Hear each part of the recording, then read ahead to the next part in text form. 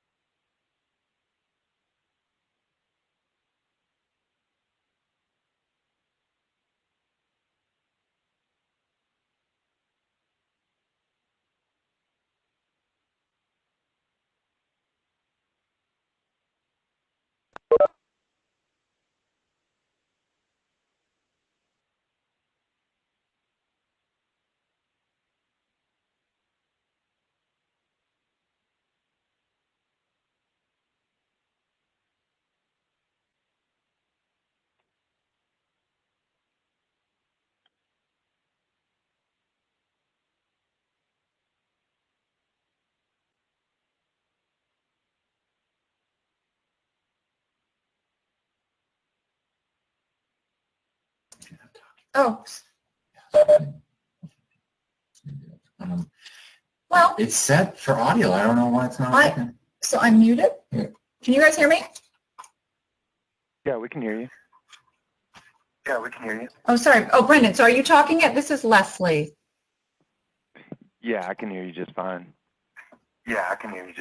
Okay. I mean, there's other people. All right. Well, I'll unmute. I'm a physical therapist. Oh, okay, not a problem. I do hear kind of a delay. We're ready to begin. On my voice. We're ready to begin. Oh, there's Molly. Okay. I'll sign up. I'll mute. You're on. All right. Well, good morning, everybody. The purpose of this call is I'm trying to fine tune your clinical training agenda, so I want to make sure we get the right staff that's going to perform those processes in separate training. So, and then some of them may overlap, and they may be able to join part of one of the other trainings. So we'll just kind of figure all that out. And if you guys have questions along the way, absolutely stop me in my tracks, and I'll respond to you.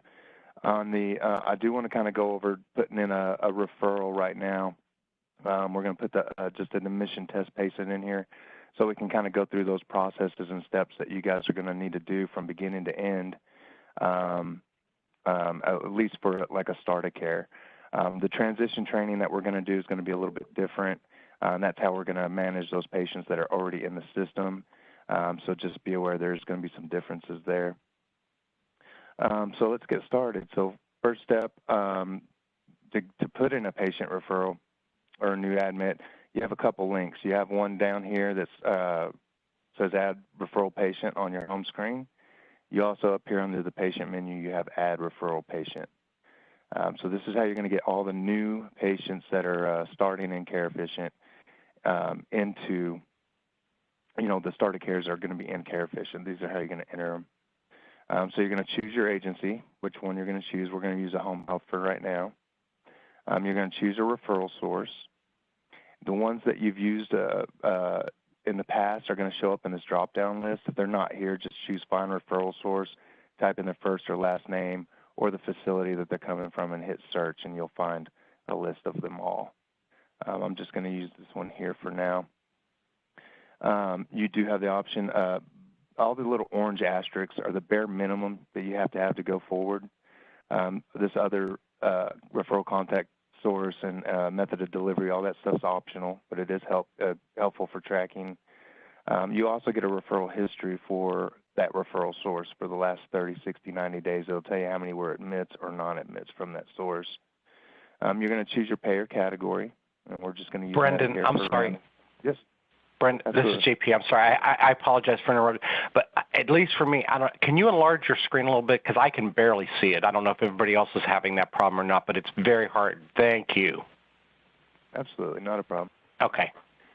At this time, you can edit that referral date. If you know the request to start a care date, you can go ahead and enter that. Those dates do flow to different places in the system, but it can be edited at any time until after you activate that patient. Well, I mean, you can still edit it after that. You do have the option to select your admission source or admission type now, but you don't have to enter it until you activate the patient, and then you should go ahead and enter that. So we're just going to go ahead and fill those out. Now, for the disciplines here, you do have the option to pick. If you already know from the referral order what disciplines are going to be involved, you can go ahead and pick and choose which ones are going to be involved in this care.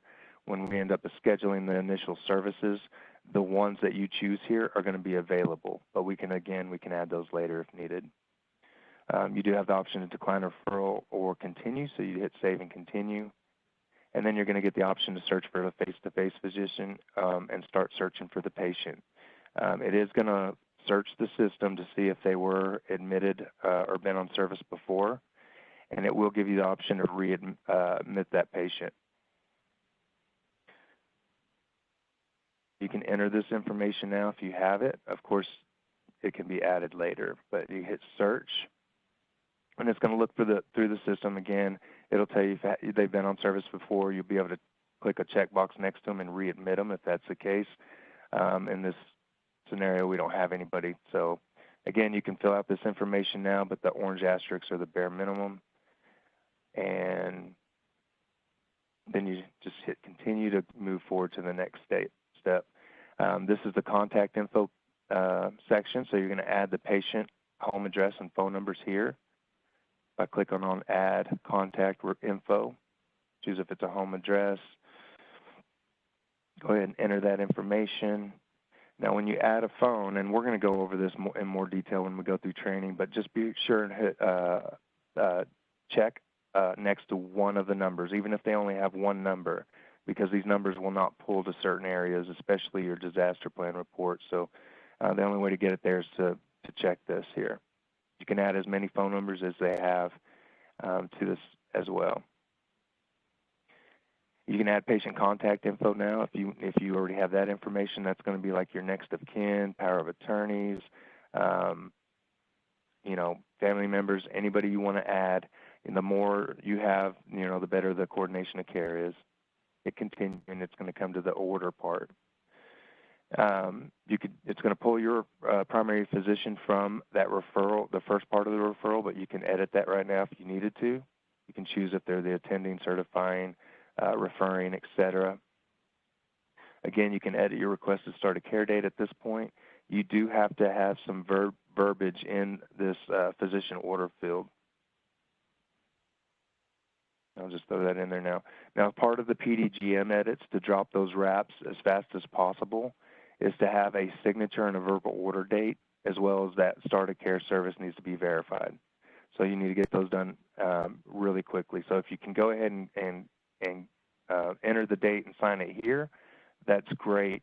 Otherwise, you have to wait until you activate the patient, and then you can sign the 485 and put a verbal order date there.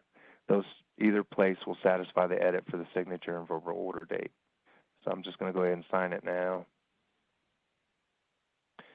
And we'll go over all the signatures at a later time during our regular training. So you can fill this stuff out. Now, none of this information flows anywhere else in Care Efficient. This is just for your referral order. So fill out what you'd like on your order. It gives you another opportunity to select your disciplines. And we also have skills required. That's going to be helpful for scheduling. If you have like a wound care nurse or a psych nurse and you list this skill on the associate's profile, as well as on the patients, when you go to assign those visits, it's going to move them to the top of the list saying they're the best match. But you don't have to use this section if you don't want to. Okay, that gets us into the patient encounter. The next step now, first of all, I'm going to go ahead and stop myself and ask you guys a question. Do you have an intake person that's going to enter these referrals, and or do you have like an on-call nurse that might need to understand how to enter a referral after hours? Yes. On weekends, Yeah. not at night, but yeah. Okay. All right. So I'm going to make sure I teach those staff, the RNs, how to do that, and PT. Well, typically the RNs, but we can go over this in the PTs and therapy sessions as well. Well, if I could, to clarify, teaching how to add a new referral isn't the bulk of the RNs who are in the field. They don't do that. So it would just be, I have to think about that, because there are nurses on the weekends who do it. Night nurses don't, and normal field nurses who are putting in revisits, doing starts, revisits, that kind of thing, do not enter new patients. Okay, well, it's not a problem. Just what I'm going to end up doing after this meeting is customizing that training agenda, and I'm going to send it to you guys for approval. If we need to split anything up and we need to have a separate training just for intake and referral staff, we can do that, and we can also cover this with the the field staff that might be doing this. It's up to you if you want to keep it separate so we don't go over this whole process with all your field RNs that aren't going to be doing it. Just kind of let me know. We can split the trainings up. It's not going to be a problem. Okay, so the next step after you get your referral in, you're going to end up scheduling your initial services. The disciplines that you chose on your referral are the only ones that are available here right now. Okay, but we can, after we activate the patient, we can add OT and ST and any other discipline that we need to. But these are initial services, so they're an assessment service. Assessment services have to be plotted differently versus just writing a 1 week one inside of an order. If you were to do that, it would lock down that frequency the second you assign that visit. So what you plot inside your orders are going to be golden. These assessment services give your clinicians time to go out there, assess the patient, decide their frequencies and durations and treatments, and then come back to the orders and then end up, doing all their documentation that they need to. You have the opportunity here to adjust those dates. You do want to get it on the correct day that they're going to go and hit save. That's going to put them into, it's going to give you the scheduling link at this point so you can go assign those services. That brings me to a question, and I was going to come to it later, but I might as well ask now. Do you guys have, first of all, do your clinicians write their own frequencies and durations? And then second of all, do they assign the visits, or do you have a scheduler that does either one of those or both of those. The schedulers assign the visits. But there also are So- other people that assign visits. Our triage nurse can assign visits, and so can our weekend team leaders. Okay. All right. Well, we'll go over scheduling a little bit on the scheduling part for all disciplines. It's really fairly easy to do. I mean, it can be complicated as long as they know what service codes they need to be for that payer.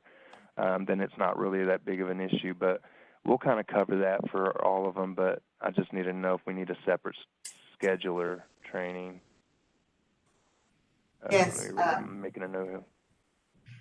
Okay. That would be beneficial, yes. Absolutely. And it won't take long for that. It won't be like a hour long or hour and a half long training. It'll be pretty quick. Okay, so we got our initial assessment services on here for our brand new admit. Now we need to assign them to the clinicians that's going to perform that. You can click on the visit. You're going to get a little pop-up menu, and you're going to choose edit.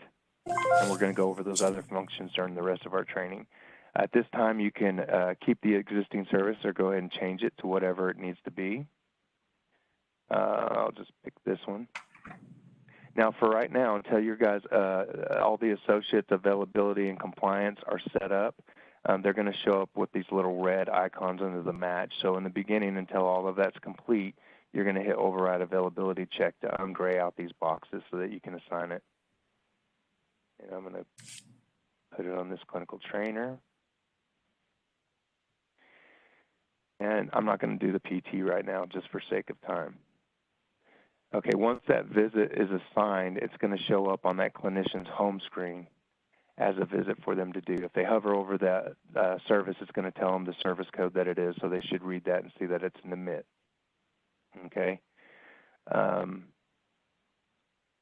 Real fast, I'll just show you because I know, Molly, you did ask about those service notes. I do kind of want to show you how to get in there. Now, you guys can use this test patient after today and do what you want. The only thing I just recommend, of course, don't verify any services on this guy, and then don't send any orders or oasis. Other than that, we can back everything up, get rid of everything, delete it, and get everything removed, just as long as you don't do the verifications, oasis, or send orders. Okay? What the clinician out in the field is going to end up doing is clicking on the visit, and they're going to choose to add a page service note assessment. They're going to click on that. Of course, this is an oasis integrated assessment, so they're going to choose this one. If it was any other visit type, they would choose a regular assessment. Once you hit that, you'll hit continue, and it's going to bring you to the part where you activate the patient. Now, you guys do have the option to activate patients in the office under the patient encounter. I do highly recommend that you guys let the field staff actually do the activation, only because, you know, they may have been discharged or were supposed to be discharged from the hospital today. Everybody knows that that doesn't always happen. Once you activate the patient, it is going to initiate a 485, and it's going to be based off that start of care date. So if it ends up being anything different, you guys will end up having to edit the certification dates as well as the start of care date under the patient encounter.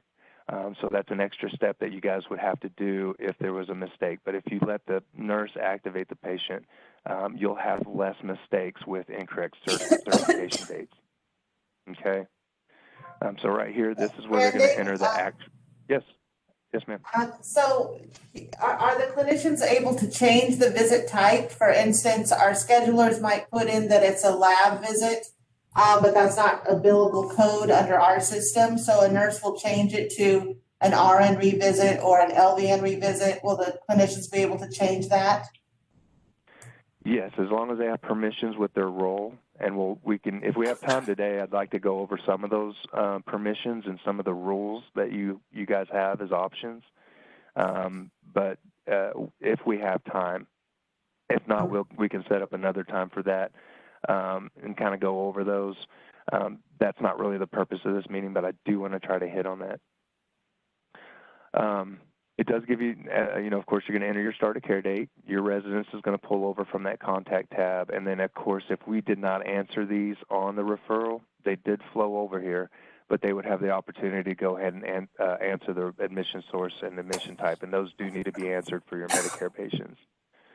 And just because this is a test patient, I am going to exclude this from the patient survey, so it will not show up. This is where you can initially start answering. If you guys are a value-based purchasing state and you have to answer the value-based questions here, you can go ahead and start answering those now. And then there's some follow-up questions for the herpes and advanced care plan on the profile tab that you guys can answer. Otherwise, you can just leave it as unknown and hit save. That activates the patient, and now there is a 485 that's been initiated on the orders tab. Okay. Now, on a start of care, that's the only option you're going to get for an oasis because it sees that there is not a start of care available or in the system. Just FYI, we cannot change the oasis type if they choose the wrong one, and we cannot change your service note type if it's the wrong one. So if they choose the wrong one, the only thing we can do is delete it, and they can start over. So I always teach those, and I'll teach them in the training. Stop right here. If you don't have the right one, you need to find out why. CareFish has a time point logic sequences in there, so it's going to require a start of care before you can do anything else, start of care oasis. It's going to require transfer before you can do a resumption of care, and so on and so forth. So if they're only getting another follow-up, and just like on a recert, if that recert happens to be pulled out of that 5-day window, they won't get the option to do the recert. They'll only have the option for probably other follow-up, which is not going to be correct. So they need to stop what they're doing and figure out which one they need, okay, or why they're not getting the one they need. Then they're going to hit save, and this is going to bring you into the service note. And I just wanted to kind of show you guys what this, how they work. So you do have, this is the service note header and supply section. This is where they're going to enter their time in and time out and get the patient signature. Typically, when they start a service note, they know their time in, they don't know their time out, so they're just going to enter that there now, and then they'll end up hitting next. Every time you hit next, it's going to save the data that they've entered on that section, and it's going to move them to the next section. On the next section, here's these MOO questions are, they still need to be reviewed. You cannot edit this information from your service note. So they need to double check, the spelling of the patient's name, zip code, birth date, Medicare number, gender. They need to check all that here. But if it needs addressed or changed or corrected, it needs to be done. For instance, on the patient name, it would be under the patient profile tab. The zip code would be under the contact tab, and then the Medicare number would be under the payer tab, et cetera. So that information would have to be corrected before you ever ended up locking your oasis to submit it. Some of this information is going to pull from the referral, like if you answered their ethnicity, their payment source, it's going to all pull over. And then again, anything that's got a square box, these are multi-select, so you can select all that apply. If they're going to, and I'll show you here in a second, if there's anything that's a radio button, these circles, it's one or the other. While I see this right here, we do have options in our service notes that you guys need to consider. Of course, this is a start of care, so there is no previous data.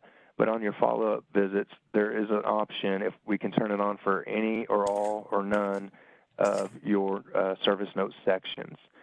They can click copy previous data and choose the last service note or any of the other service notes that have information in this section. They would be able to choose copy previous data, and it will build this out automatically for them. Of course, they need to make changes for this specific visit, and it doesn't need to be cookie cutter through the whole episode.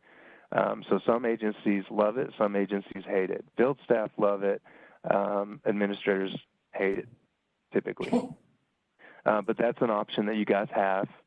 Another option that you guys have is the apply on demand sections within your service notes.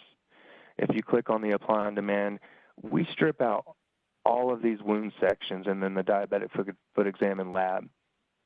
We strip it out because it's not always needed, and it's a lot of sections, a lot of blank answers that sometimes looks bad. Plus, you'd have to hit next a million times or come over here and switch your section just to skip through all of those.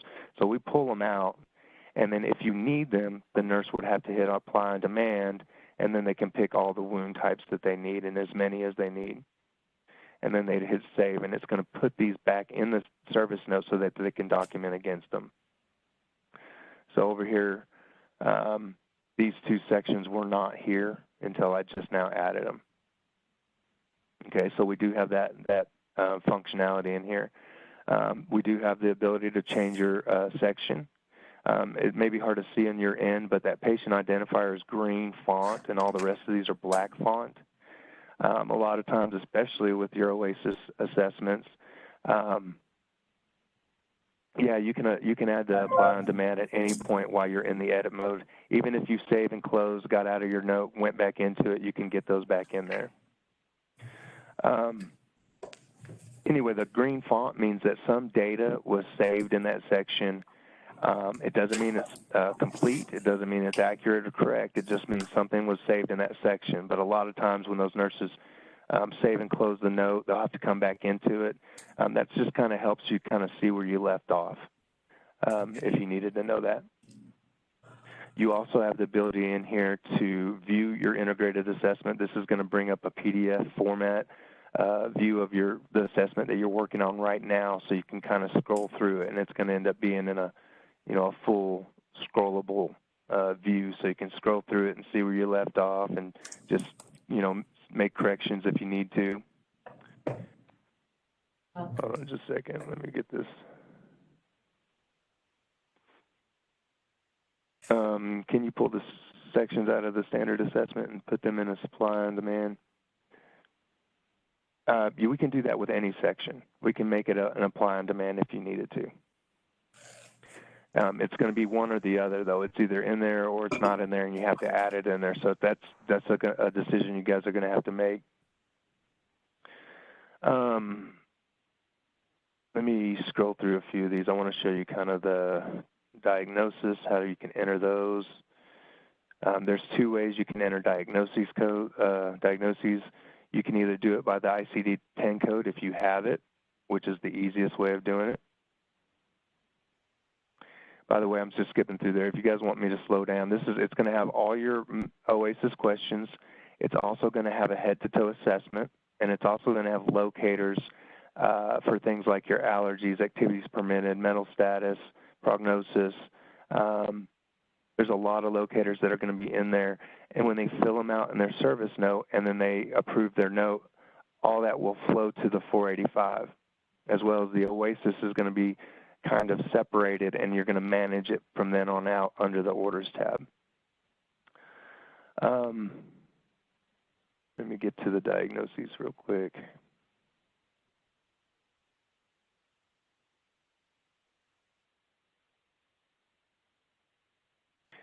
So here's the diagnosis questions here. So if you know the code, if you type it in there, you're going to hit the drop-down box, and it's going to narrow down those 76,000 codes down to the one, and you can just click on it, choose your symptom control rating, and enter the onset or exacerbation date for that diagnosis there. If you don't know the code, you can type in part or all of the spelling of that diagnosis, and it will filter it down to just those diagnoses with that word in it or sequence of words. Be aware, though, if you don't type in like an essential hemorrhagic thrombocythemia, if you don't type in hemorrhagic within parentheses, this code would not show up. So sometimes you just would want to type in, thrombocythemia, or just back it up to one word, and you might have better luck at finding what you're looking for. Okay. You can enter up to, I believe it's 25 diagnosis codes here. Of course, only the top 6 get transmitted with your OASIS. However, all the rest of those codes will flow to the 485 if you enter them here. You can enter your procedure codes as well. Let's see, I think I want to kind of more or less skip to, I want to show you some other logic that the service notes have in here.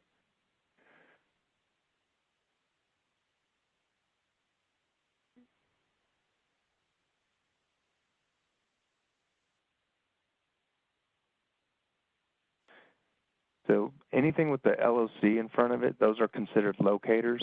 There are also other sections in here that don't have the LOC, but they do map to the 485, such as the disaster plan, there's several of them that'll go. You have a mini metal status. These will automatically add up for you as you enter the information. If it's a scored section, it'll add up your scores automatically. I think let's just skip to integument. On your integument assessment, you have this link called Add Edit Wound Assessment. Okay, it's going to pull up the human body. You can click anywhere where that wound is on that body, and then type in your location here. And then you can type in your description and hit save. It is going to label that in sequential order as you enter these, wound number 1, wound number 2, so on and so forth. These carry over from service note to service note. So every service note that has an integument assessment in it, and it'll have that Add Edit Wound Assessment link, these are going to flow, and the locations and then the wound descriptions are going to flow from note to note. If a wound heals at any point, you can click on that description. There's a little checkbox here that says is resolved. You're going to click on that and hit save. At that point, it does change it from red to green, and you know it's resolved. And you also have the ability to filter down here to show all, show only unresolved, and show only resolved. When you're done with that, you'll just hit close. I want to look for the oasis questions that go with this.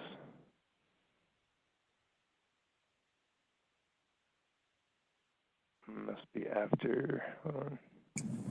Are you able to add? Are you able to add pictures to those wounds? Are you able to attach pictures to that area where you were documenting at the wounds? You can add pictures and photos of wounds, but you can't do it while you're in the edit mode of the service note. You have to do it from the service notes tab. But if you scan it in, you would be able to actually upload that picture to the patient record, and you'll have access to that moving forward.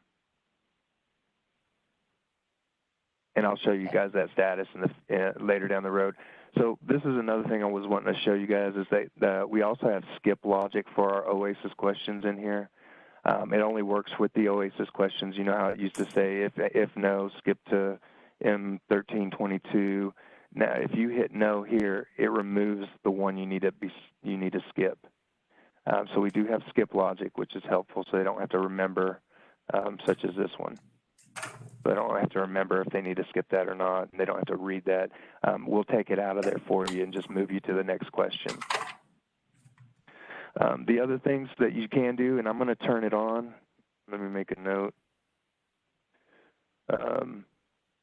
There's an Orders and Cares Needs tab that I'm going to add, and it's kind of like the Medications tab. The Medications tab is a mirror image of the Medications tab in the patient profile. And as you add medications here, they will flow, or they'll show up in the Medications tab on the patient profile simultaneously. And that being said, if they make changes on the tab, they're going to be reflected immediately inside this Medications tab here. I'm going to go in a lot better detail on this when we go through our training. I just kind of want to show you real fast how to add that med. You would choose if it's new or existing, type in part or all of the spelling of the med, and then you're going to get this is a link to the Lexicomp drug database. It's one of the biggest in the country. These meds are listed usually how they're manufactured and sometimes prescribed, so you're going to see that information here. You do want to pick a med, even if the dosage may be incorrect. You do want to get that med off the drop-down list. Otherwise, you will disable all your patient education, your drug-to-drug interaction information, all the warnings for that med. You'll lose all of it. You do have to do that in certain circumstances, and we'll go through that, such as oxygen.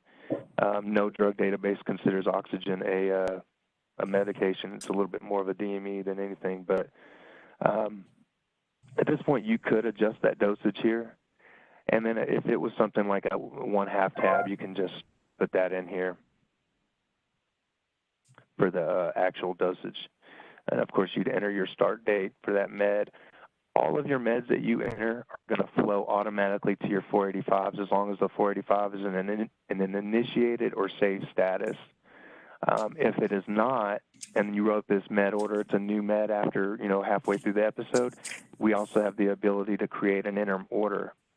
And what that's going to do, it's going to create a medication interim order, and it's going to pull all of this information that you filled out into that order automatically. That being said, watch out for the comments because these will flow to the orders as well and your 485s. You have the ability to save and add, and then it'll move to another blank screen so you can add more medications. And I'll go through again that in detail when we go through our training. I just wanted to show you real quick that's how you can get meds added. There is going to be an orders and cares needs tab that I'm going to add to these notes that is basically a mirror image of the orders tab. So you can view your orders, you can write your orders, you can add your care needs and adjust your care needs at the time while you're in your service note. So it's real helpful. So you can do all those functions while you're in your service note. The last thing I wanted to show you, of course, if you had previous service notes that were in a completed status, they'll show up here. So you can look at what the last clinicians wrote and documented. It leaves you in your service note, but it'll pop up a PDF format of the other notes. And you can see even the other disciplines if you want to. The other functionality you have in here is the Oasis HH Gold analysis. It's kind of like an Oasis scrubber. It'll give you inconsistencies that may or may not be accurate. It just gives you a heads up. Maybe you answered one of the ADL questions one way, but another ADL question that's kind of related, you answered something totally different. It'll kind of give you a heads up that, hey, those aren't really consistent. You might want to double check those answers. So it does give them a good heads up. Now, anything that's red is a fatal, and that's because I did not answer these questions. One of the other functionalities of the note is we can make sections required. Of course, OASIS questions are going to be required, but we can do this with any note. We can make a section required to where they have to answer at least one thing in that section before they can complete their note. We also have the ability to make each question or any combination of questions required, so they have to answer those questions before they be able to save their note. Otherwise, if they try to approve it without answering those, it'll give them an error and say they have to approve those first. If I was to try to approve this note right now, you're going to get errors. Typically, you're going to get a ton of errors with the Oasis if you don't answer all those questions, but sometimes it just stops at the first error. So you would click on the error, and it would take you exactly to where you need to enter that information. And then, of course, you can save and close your notes so that you can come back to it, which is what I'm going to do. All right, so after the nurse, assesses the patient, they can go back into the encounter, and an easy way to do it is to click back on the visit, and you have an option to go to their encounter. You also have the option to go to their schedule and a few other options. You can see now we don't have the option to add an OASIS integrated assessment, but we have the option to edit it. So sometimes these pop-up menu, they're going to change a little bit depending on the status of different things. So I'm going to go to the encounter, and then here's where the next step is. Well, of course, somebody needs to enter that payer. And we'll go over more in depth in that later, but you can see that scheduling link up here is gone after we actually assign those initial visits. That's because scheduling is really based around the payer and the payer rules and the service codes attached to that payer, et cetera. So we need to know before you can do scheduling what rules to follow. So somebody's going to have to enter add payer and then choose their payer. The start date needs to be at least equal to the first billable visit. And if you're putting the payer in today, but the first billable visit was yesterday, you won't be able to verify that service. So make sure it's at least equal to that start of care date. This is where you'll enter the billing address, their MBI number, which I can't even hardly make a fake one. It'll give me an error every time. So I'm going to skip that for now and hit save. Now that you have your payer in there, you have your schedule again. So that nurse is going to end up coming in here and doing that orders. Everything, like I said, to get into your order, you're going to click on the edit pencil, first of all. Everything after they approve their note's going to flow over. So see how the diagnosis is still blank? It only pulls that information the very first time you mark it as complete. So if you were to ever mark that service note as incomplete, just to update that information, and they mark it as complete again, it won't flow. So if they need to make corrections after the first time they mark their note as complete, they actually have to manually make those changes.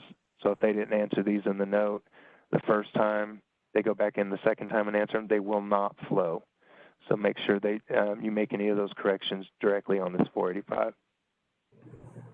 So this is what the edit mode of the 485 looks like. You can see the meds will pull over automatically, and as you're adding them, all the way up until you approve this order. All of this will typically be filled out from that start of care note, and then they got the scheduling. So this was that first question I had about scheduling, if they're going to plot it, their frequencies and durations, or if somebody else is. And I'm going to go briefly over this. I'm going to go into it more in detail later. But to do scheduling, you can see we already got the week one put on here that was automatic from that schedule initial service. So it's going to be in here. You don't want to adjust that anymore. You don't want to try to move the dates or anything like that. If you needed to see them again that same week, Medicare week, you can click on that 1 week one, and it's going to show you that Friday's already checked off, and then you can add that visit for the Saturday and hit update. You can see that while I was in here that the Sunday through Thursday's grayed out. That's because the beginning of this episode didn't start till Friday. It will not let you plot visits outside of your episode, whether before or after the end of the episode. It will not let you. You'll get errors if you tried. But you have to update to get those up in here. And then now, once you got your first week taken care of, now you're going to begin on your second week, and you can come down here. We do have, of course, you can choose your discipline. The week frequencies, it defaults to weekly. That's the most common.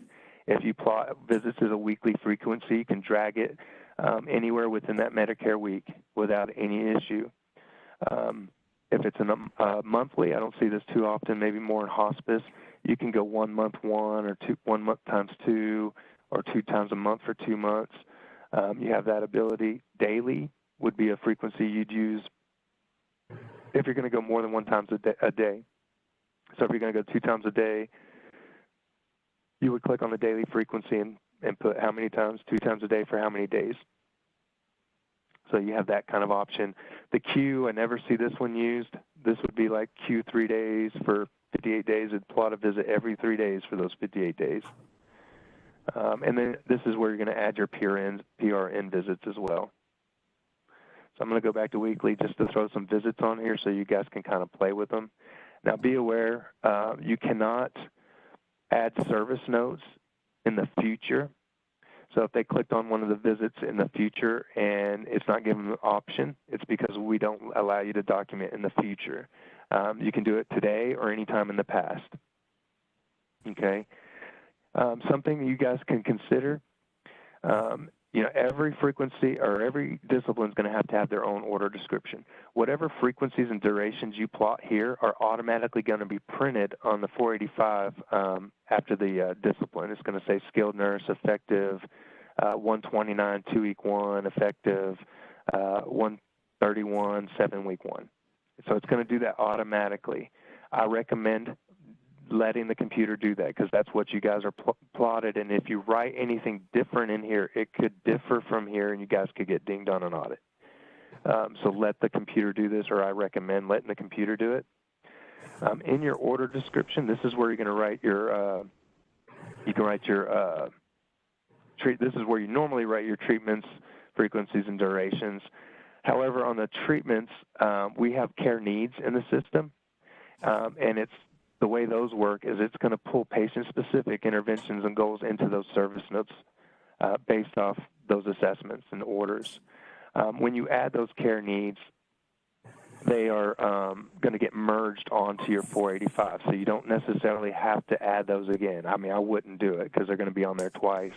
So what a lot of agencies are doing is saying see care needs here to address the interventions. Anything else you want to enter in here, it's fine. You can enter anything you need to in this field. Same thing with goals, rehab potential, and discharge plans. Now, rehab potential and discharge plans will pull from your service note as well. However, you still need to address the goals down here in Locator 22. So a lot of them, as far as addressing goals, they're going to write see care needs, and then they're going to have the rehab potential and discharge plans in here. Another function we have inside here, of course, we have a spell check icon. You can run a spell check. And then we also have an icon called suggested text.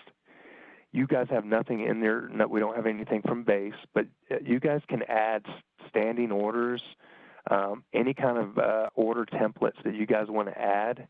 You can add as many as you want to in the settings, so keep that in mind if you guys want to use this kind of function. And then what they would do is click on that and put a checkbox next to all of those orders that apply to this patient. And then they would hit save, and it'd pull that verbiage in here.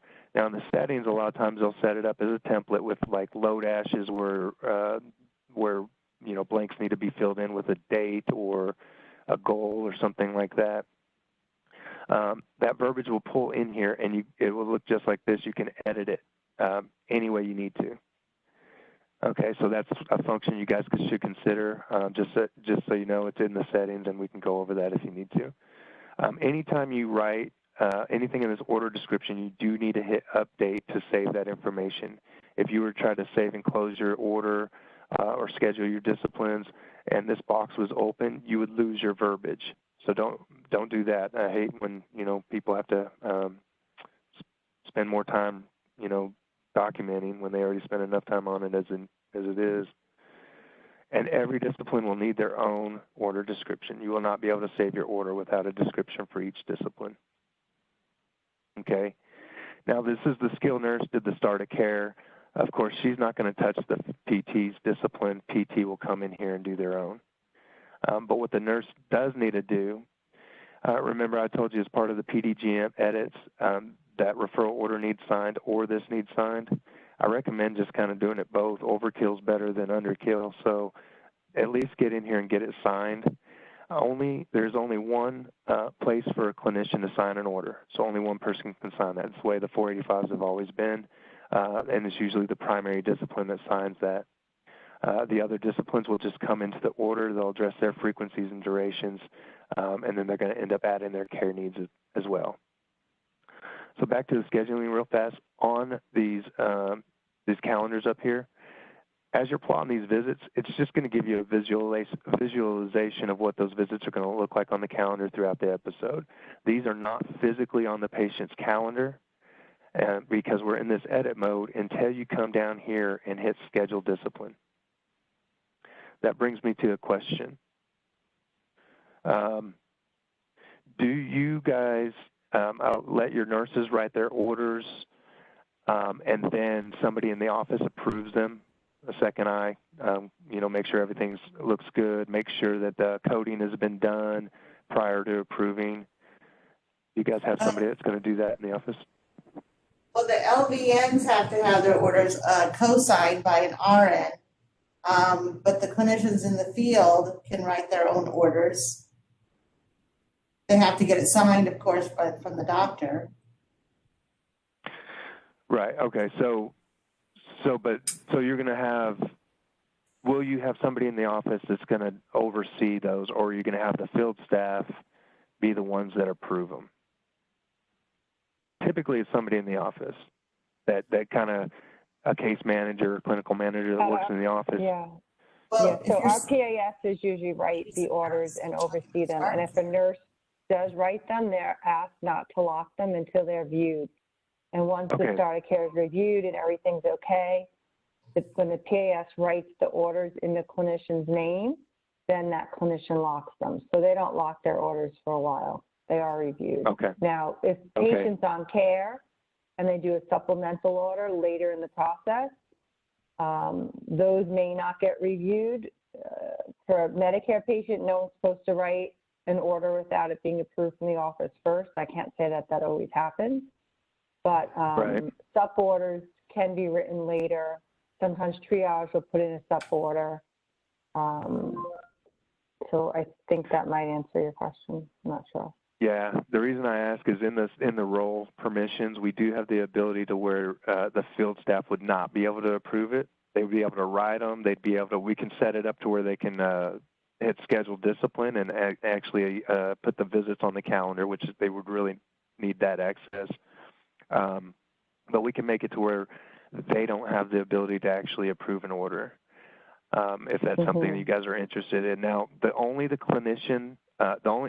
a clinician can sign their order is if they're logged in and they come in here and hit enter signature. You would, of course, not be able to sign for somebody else. Right. Nobody would be able to do that. But as long as you are a clinician that can sign orders, you can go ahead and write. You can sign it if you needed to. The other thing that I was going to ask is we have the option to make this enter approval signature optional or mandatory. So that's something you guys can consider as well. Most of them do it as a mandatory thing. It does print the clinician signature and their attestation on all their orders and service notes, et cetera. But it will also print the approval signature as well. That it says it was approved by whoever it was and when it would be time stamped. But anyway, that's something you guys can consider is whether or not we need to make that mandatory. So currently, the orders are written in the orders section, and then, yes, they flow onto our 45. Someone else in the office creates the 45 and locks them in their name. So some of the orders that are on our 45 are not locked yet because the clinician hasn't gotten to locking them on their end. But those orders are on our 45. Will that still work with this system, or does the order need to be locked in order to flow onto this 45? The service note has to be approved for that data to flow to the 485, and then for the oasis to pull to the orders tab so that you guys can do your coding approval process. Of course, every discipline needs to have time to come in here and get their frequencies and durations and stuff on here. And typically, like at that point, the primary one would at least get their signature on here, and then all the rest will come in here and do their part. And then we're going to have the work basket will show you that you have orders that are unapproved, and it's also going to show you your orders that are approved that need to be sent, and it's going to have the orders that have been sent and saying that they still need to be received. So you're going to have work basket items. The only thing it doesn't really tell you, nurse A has finished her part. It won't tell you that. It only tells you that there's an order that is not approved. It doesn't tell you that, nurse B or PT have done their part, or even coding. So you won't know that. So you guys are going to have some communication as far as, is this ready to go? Is this ready to lock? You'll, of course, have that workflow that really helps out in the work basket, but it doesn't really tell you that coding has been done. So your coders would have to communicate you, okay, I'm done with this. We're ready to lock everything from their standpoint. So just keep that process in mind as well. Do you guys have a coder, a separate coder? Yeah, I put in the chat a question about that. So okay. Our clinicians don't code. That's okay. Our clinicians don't code anything. Our process now is that intake puts a placeholder code in intake so that because SHP is our vendor, and they, in order to scan our data at night, they need to have a code in there for them to see it. So we put in like a Z, I can't remember like a fake code, but it makes it that SHP can see it. But then our coders go in and do all the coding. Yeah, I think you guys are going to have to do that in CareFish as well, as far as and for the nurse to be able to lock the start of care or recert oasis. M1022 and M1022 at least has to be answered. So you're going to have to put a one fake code in there. You can probably just use the same one everybody's familiar with. in there so that they can approve their note. But then the coding will be done in a separate process after the fact.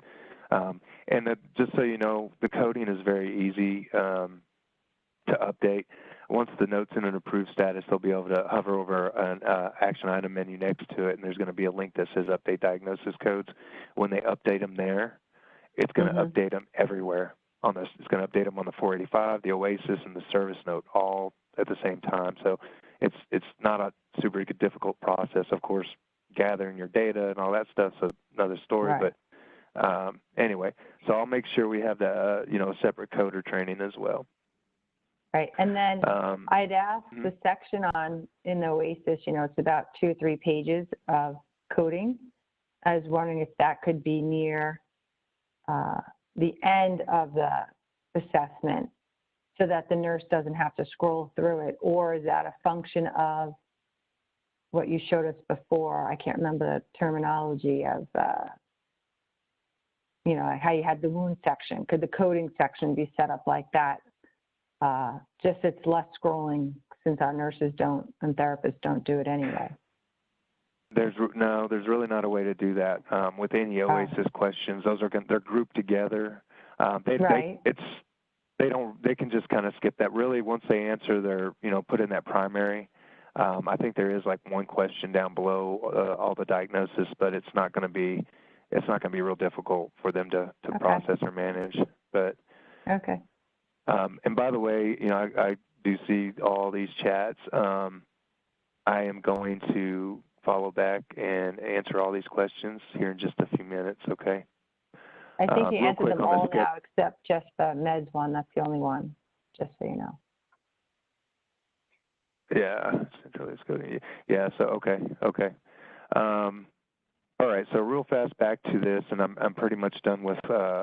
We'll go over the care needs later. So I do kind of want to go over that today if possible, so I can show you how they work inside the service notes.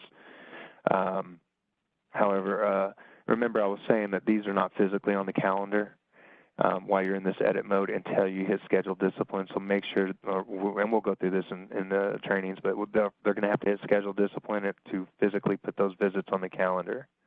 Now, if you go to the scheduling link, you're going to actually see all these unassigned visits. And again, you can click on them one at a time, hit edit, adjust your service code if needed, and assign to your clinician. I know most agencies and most staff and most patients love continuity of care. So a lot of times you're going to put the same nurse in there on multiple visits. So there's a faster, easier way to do that. If you come over here to the left, of course, at the top, you might have to select the correct disciplines you're looking for. But if you come over here, you're going to see calendar next to their name with a green plus and one with a red minus. This is mass assign and mass unassigned. So if you were to click on that, every unassigned visit, again, you're going to have to hit override availability, is going to be here for you. Okay? And then all you have to do, every one of them that's checked, if you hit save, it's going to be assigned to that clinician. At this point, you can change the service codes as well. Or if you just wanted, one nurse on Mondays and a different nurse on Tuesdays, you can filter down to your Mondays, hit search. You can see under here, under your day a week, it's going to filter down to just the Mondays. Or if you leave it blank, it'll show you every unscheduled visit. Now, of course, your visit for your recert would be a different service code, so I'd recommend unchecking your last visit and then hit save, and it will, and then go assign that so you get the correct code. But typically, it's going to be all the similar codes throughout the episode, besides your research and rocks and things like that. But that's how they're going to get them assigned, so it's super easy. And then again, those visits are going to show up on the home screen for that clinician. And they're going to be stacked, so when they have more and more patients, they're going to be stacked underneath each other here. So real quick, let's go back and show you a care needs, and then I think that's going to be all I'm going to go over on this kind of the part of the processes, and I really need to move on to, oops, I didn't mean to do that. Hold on, let me save and close. Move on to a little bit more processes that are going to help me with the training agenda. So for the orders, and once we initiated that patient, and you can see that medication order, I created that interim order, it showed up here. But to enter the care needs, they're going to come up here and hit hover over the action item menu next to that 485 in the episode you're concerned with. They're going to hit attach care needs. They're going to choose the start date for those interventions and goals, which is typically going to be on a start a care date. You're going to pick your discipline. Now, most of these are going to, from base, if you only have to do one skilled nurse, so you'll do your RN, and they're going to show up in your LPN notes as well. Same thing with PT, PTA, so you only have to do the PT, and it's going to show up in both notes, and OT and CODAs. So pick your discipline, and it's going to bring you up a list of all the care needs, which are basically your problem statements, as well as there are your home health aid care plan is in here as well. And I think there's the one I just added this morning, Livingston caregivers. That's going to be used for the private duty, but it's going to be seen in here. But if you just pick all, put a check mark next to all that apply. Now, as far as levels, we don't have any from base that comes over. That's something that you guys can utilize. I don't usually see it utilized, but you can prioritize. Is this a high level priority, medium, or low, things like that. If you set those up in the lookup tables, you'd be able to identify those. And then you hit save, and it's going to add these care needs down here below your orders in your oasis. You're going to see your care needs, and you'll see the anxiety for the RN. You can click on the edit to edit that care need, or hover over the action item menu to add your interventions and goals. So you'll click on add interventions, and you're going to get a list of all your interventions. So you'll choose all those interventions that apply. You can leave the start date blank because it's going to default to the start of the care need. Or if it's going to start at a later time, maybe they're on bed rest for 2 weeks and you're going to start a different intervention after that 2-week period, you can post date these so that they won't show up in the notes until it needs to be addressed. So that's kind of how that works. That got the interventions in there, and then now I'm just going to add some goals. And now on the goals, we have like in process, met, not met. Typically, you're just going to leave it blank here because you haven't even started them. Again, with the start dates, you can post date those if you want. Otherwise, you can leave them blank. It'll default to the beginning of the care need. And then you can end date these ahead of time if you're only going to do an intervention for a certain amount of time. But on goals, I kind of recommend leaving them open-ended because even though your intent was they were going to reach this goal by 2 weeks, that might not be the issue, and you might want to leave it open-ended so that it still continues to flow so you can address it throughout the rest of the episode as well. Otherwise, you can end date those as well, and then as of the day, that end date, it will be removed from those service notes moving forward. So those goals will drop off from those dates. Okay. Now that I got some in there, you do have the option, you know, we pulled them over from the base. Sometimes they're going to be, sometimes they're going to be more or less a template. So you're going to have maybe some low dashes in here where it's going to be a set percentage for that goal or a set time frame for that goal or, you know, any of those kind of scenarios. When they add these in here, they can click on that description and they can edit it to anything they want. And so if it has like some low dashes in there, it will come over like this, and they can just remove those low dashes and make it patient specific, make that goal patient specific. And you can do that with the interventions as well by choosing edit intervention descriptions. And then you hit save. Okay. So just real quick, I want to show you how that works in the service note, and then I think we're going to move on to some questions. Okay, so then the nurses pretend this is a follow-up visit. They're going to choose to add a paid service note assessment. This one's a regular one because it's a follow-up. They're going to choose whatever note type they need, probably the routine visit. They're going to hit continue. Now, on these follow-up notes after the start of cares, you are going to start seeing clinical data as that information is entered. So this may change until everything gets approved, but this information will start flowing here, which is pertinent information before you treat your patients, allergies, functional limitations, activities permitted, et cetera, DNR status. So it's very helpful. But now the difference is when you go to the next page, you're going to have a task action section.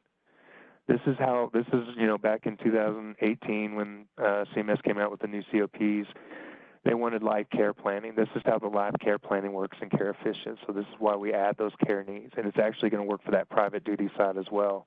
It's actually going to drive their entire service note. So they'll build that plan of care, and it works with home health aides as well. You're going to create that plan of care as task actions, and then they're only going to see what you want them to do for that patient.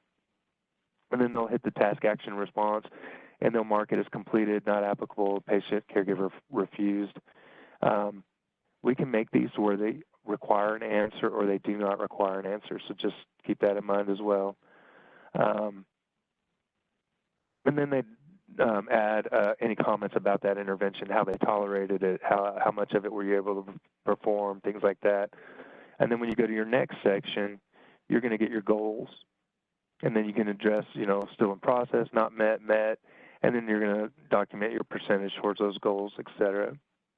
You can also view your previous goals, assessment goals, and it'll show you what the previous goals were from the previous notes so that you can kind of pick up where you left off and document appropriately.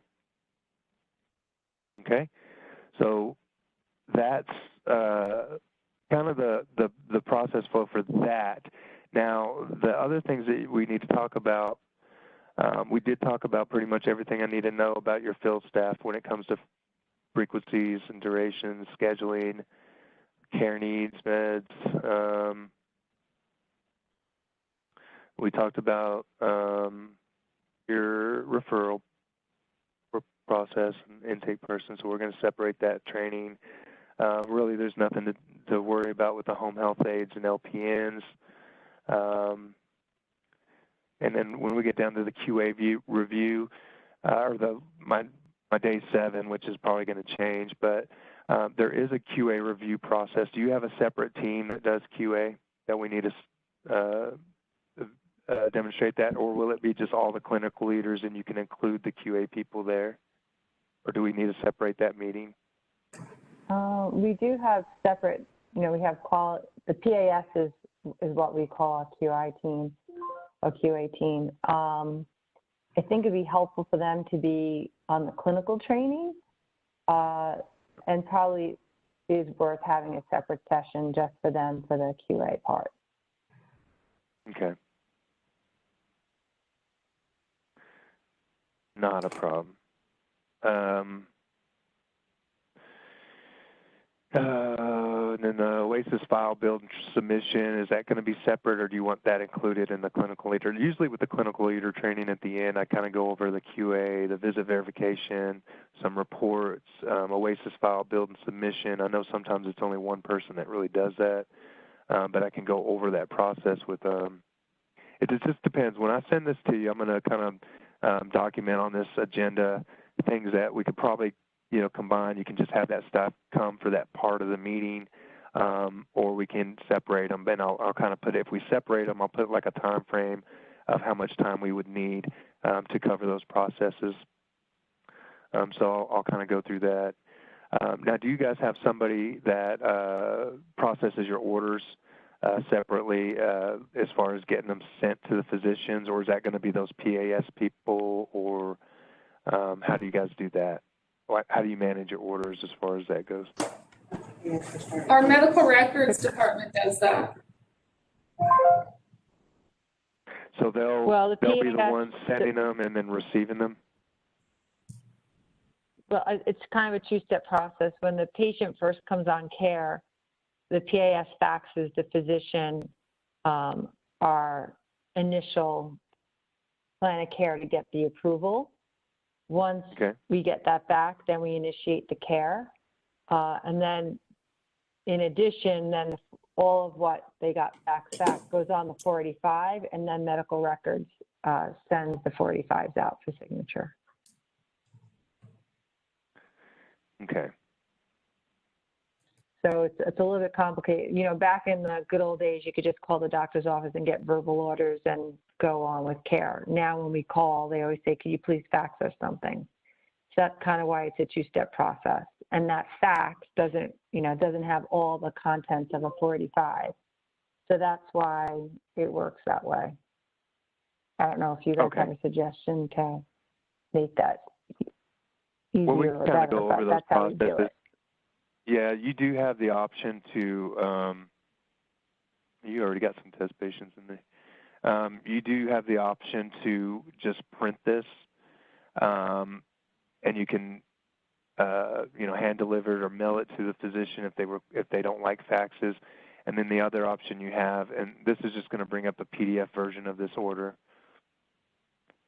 You could do this at any time you want. But see how those care needs actually merged onto the 485? The other things that are going to be on here is the first episode for your patient, for your payers that require face-to-face. The first episode is automatically going to print that face-to-face with it. All your subsequent episodes, they will not have the face-to-face. But they can do that, or you can actually, I'll have to look at that. We'll have to, there's an option, a desktop fax to anyone, which does not put a sent and received date or any kind of thing like that in the orders, but it will let you just fax it to whoever you need to fax it to, and then you can do it that way. So let me write this down.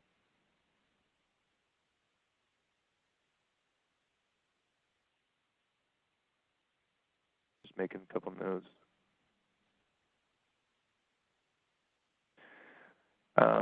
The doctors that are over here attached to these orders, if there is a, and then the order needs to be an approved status, if there is a fax number available for that physician, apparently this one doesn't have any contact info that I used, you're going to get an option to fax to physician. And if you click on that, it's going to automatically just go to the physician with those care needs merged onto it.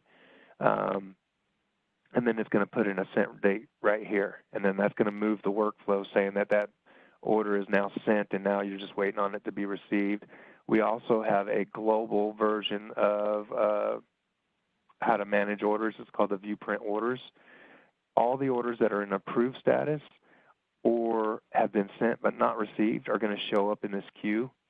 And then if they have not been sent yet, and the doctor has a, and I'll go through this again in training, just want to kind of show you guys, if the doctor has a fax number attached to their profile, then there's going to be a checkbox next to all these orders, and there'll be the fax checkbox will be automatically checked if it hasn't been sent yet. If it's already been sent, it'll be blank, and if you want to resend it, you can just add the checkbox, and it's going to show you the sent date. So if you guys have a policy of sending them every 30 days till you get it back, you can just see the date here of the last time you sent it. You can resend it every 30 days. If the doctor doesn't have a fax number associated with their profile, then it's going to default to a print if it's in an approved status. And then if you want to do, we also have the ability to consolidate the physician interim orders. So all the interim orders for the same patient and the same physician can get merged onto the one order, so it only requires the one signature from physician signature. So you do have that option here. But otherwise, if you just click send, everything that has those check marks by the fax is going to get faxed behind the scenes. Everything that has a check next to print, it's going to bring up a PDF version of that so you can print it out. Or if you guys use physician portals, you can get that PDF document, download it to your computer, and then upload it to the portal. So you guys are going to have a couple options on managing those orders. Let's see, the other things I was going to talk about. The oasis file submission, I don't think we're going to have any issues with any of that. Now, let me kind of go back to the QA. Usually writes the orders, okay.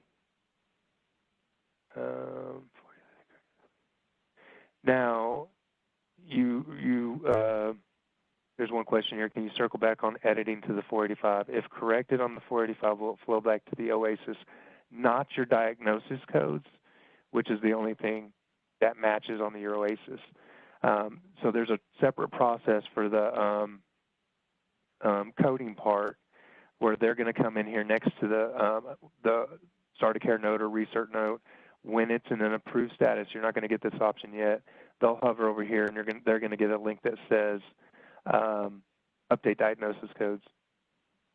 And then when they do it there, it updates it in the service note, the 485, and the oasis all at the same time, so you know they're going to match. 485, you will not be able to lock your oasis on the orders tab if they do those diagnoses. The top 6 diagnoses do not match the top 6 in the 485. You would have to correct them in the 485 first, but if you do it from here, it does it everywhere all at the same time. And again, I'll circle back when the first time they mark the notice complete, those locators will flow to the 485, and then there's some that flow to the clinical tab, such as their disaster plan, advanced directives. And then that in turn flows to your 485 as well. But if any corrections on those locators need to be corrected after it's been approved the first time, you'll have to manually do it on the 485. If there's documentation changes that need to be done other than oasis, No, go ahead. then you would be able to mark this service note or any other service notes as incomplete. And then they can go back in there and make those changes. But just remember that those locators will not flow again. And if you guys decide, Brendan, you're echoing a whole lot. Yeah, I think somebody might need. Somebody turned on their speakers. There we go. That's what it was. So if it's just oasis question changes, you don't have to go back to your service note and make them change the oasis questions there. After it's been approved, you can go in here. This edit pencil next to the oasis is going to be grayed out while the service note attached to it is an incomplete status. But once they mark it as approved, this will not be grayed out anymore. And then anybody else can go in here. They can make those changes. Now, it is going to create a voided record, but that's just the way it does. It's only an audit trail for your agency.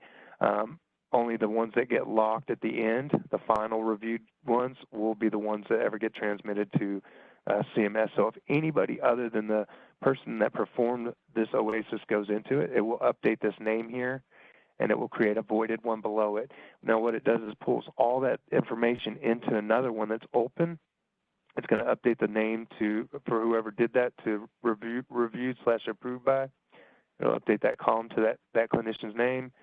And then they can make those changes in the oasis, and they'll flow back to the service note. So if you were to print the service note up, it will match the oasis that you finalized here. So I hope that answers your question there. Can I just ask you one thing? Sure. Brandon? Sure. If, so when you were going through the assessment and they first came to that page where it was creating the 485 and they were going to put their orders in, there were like edits that they could make, say, like on the DME. That's what I was referring to. Will that, if they make edits there, will that flow back and correct it on the oasis? No. And I wish I could get into settings, but I have to approve this. The only thing in this oasis, you kind of got to look at those oasis integrated assessments as 3 different things merged together. You have your head-to-toe assessment, you have your oasis questions, and then you have your locators that pull to your 485 and clinical tab. So the oasis itself is just those MO questions and GG questions. This is all that's over here. So if you needed to edit this information, you just edit here and it will flow back there. But this information does not go, none of this goes to your 485 at all. So these are just your MO questions. So we stripped out the head-to-toe assessment. We stripped out those locators that pull to your 485, and this is just those questions that can be managed separately. And this does flow back to the service note. Does that answer your question? Yeah, kind of. We'll go in greater detail when we actually go through the training. This was more or less just for me to kind of give you guys an idea of some of the processes we're going to have to do and go over. Another thing we're going to end up going over is verification of services. Do you guys have somebody specific that does that, or will it be all the clinical leaders for that? Well, I had a question about what you just showed first on the oasis. So the way you showed that was you separated the oasis questions from the assessment questions. And are you saying that you could just answer the oasis there, and then once they did that, it would flow back into the comprehensive assessment? Because, you know. Yeah. Okay. The changes made here will flow makes it back. that you have to do it integrated. You know, you're not allowed to just have oasis and just have an assessment. And that's why they call it comprehensive. So in your service notes, you have it set up that way. But then it appears as a function where you could just view oasis questions and answer them. Is that what you showed us? Okay. Yeah, you'd really want to answer. Yeah, you'd really want to answer those oasis questions at least initially in the service note. Yeah, because you have to, because you'll get those errors if you try to complete it with unanswered questions. But yeah, any edits that are made after the fact, you can make them directly here, and they will flow back to this. So when you print it up, it'll match. So you won't get in any trouble for that. Okay. And what was the question on verification? Do you guys have a separate person that does verifications that I need to separate, or will it be just the PAS's clinical leaders that will need to be in that when we go over that? I guess I don't know what verifications mean. Sorry. Okay. Verifications are going to be, this is what drives everything that you're doing is all for naught until you verify those services. When you verify the service, that's going to create payroll records and billing records. That's going to actually create those invoices. Now remember, on those starter cares, you need to get that first visit verified very quickly so that you can get that wrap out, because that's one of the edits that you need to accomplish is verify that first billable visit and then have those signatures either on the referral or the 485. But we'll go over verifications, later, but this is what they're going to end up doing is verifying that services, and the time in, time out is going to pull from that service note, travel duration, if you guys use that, and mileage. The duration over here is going to be your time in, time out duration. Then you can have travel duration and reimbursement type, and then per their miles. They can enter that information here. There are some things they're going to have to watch out for, because the travel duration, if they enter that information, nothing can overlap, not even by the same minute. If they were to end a visit at noon, and they go to their next visit and they start it at noon, you're going to get issues on verified services saying that services are overlapping. So the next visit would really have to be started at 12:01. However, if they put travel duration on the second visit as 30 minutes, then that means that if they left at 12 and it took 30 minutes to get there, they can't start their visit before 12:30, or it's going to give you some errors on overlapping time. So it does account for that. The system is going to account for all that. But this is where whoever's going to do verifications, they're going to actually, mark it as not payable, not billable, any combination of these two, but they're going to make sure there's no errors. Like, for instance, there's no charge rate found because we don't even have a service picked for whatever reason. But anyway, you're going to get any kind of errors on here that you're going to have to get cleaned up. So this is after it's gone through QA, or even before it's gone QA. You can get your services verified to go ahead and keep the process flowing.